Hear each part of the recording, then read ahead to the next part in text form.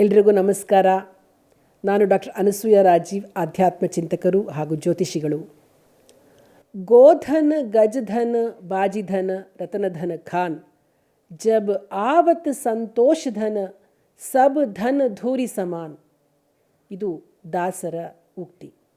ನೋಡಿ, ನಮಗೆ ಏನೇ ಸಂಪತ್ತಿರಲಿ, ಮನೆ ಮಠ ಐಶ್ವರ್ಯ ಎಲ್ಲ ಏನೇನೇ ಭೋಗಗಳಿದ್ರೂ ಕೂಡ ಆ ಸಂತೋಷವೆಂಬ ಸಂಪತ್ತು ಇದ್ದರೆ ಮಾತ್ರ ಮನುಷ್ಯನಿಗೆ ನೆಮ್ಮದಿ ಕಾಣಲು ಸಾಧ್ಯ.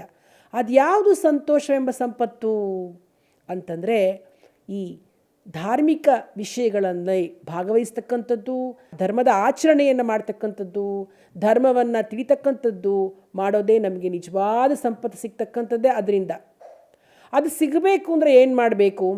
ಧಾರ್ಮಿಕ ವಿಷಯಗಳಲ್ಲಿ ಆಸಕ್ತರಾಗಿರಬೇಕು, ಧರ್ಮದ ಒಂದು ವಿಷಯಗಳಿಗೆ ಸಂಬಂಧಪಟ್ಟದ್ದನ್ನೇ ನೋಡ್ತಿರಬೇಕು, ಅದನ್ನೇ ಆಚರಿಸಬೇಕು.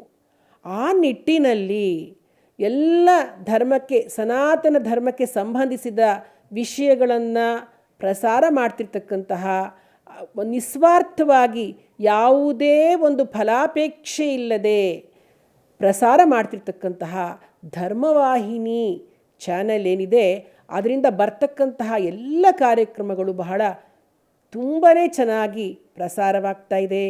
ಈ ಕಾರ್ಯಗಳು ಇನ್ನೂ ಹೆಚ್ಚಿನ ಮಟ್ಟದಲ್ಲಿ ಬೆಳೆದು ಯಶಸ್ವಿಯಾಗಲಿ, ದೂರದರ್ಶನದ ಒಂದು ಸ್ಥಿತಿಯನ್ನು ಅದು ತಲುಪಲಿ ಅಂತ ಹೇಳ್ತಾ ಧರ್ಮವಾಹಿನಿ ಚಾನೆಲ್ಗೆ ನನ್ನ ಶುಭಾಶಯಗಳನ್ನು ತಿಳಿಸ್ತಾ ಇದ್ದೀನಿ. ಧನ್ಯವಾದಗಳು.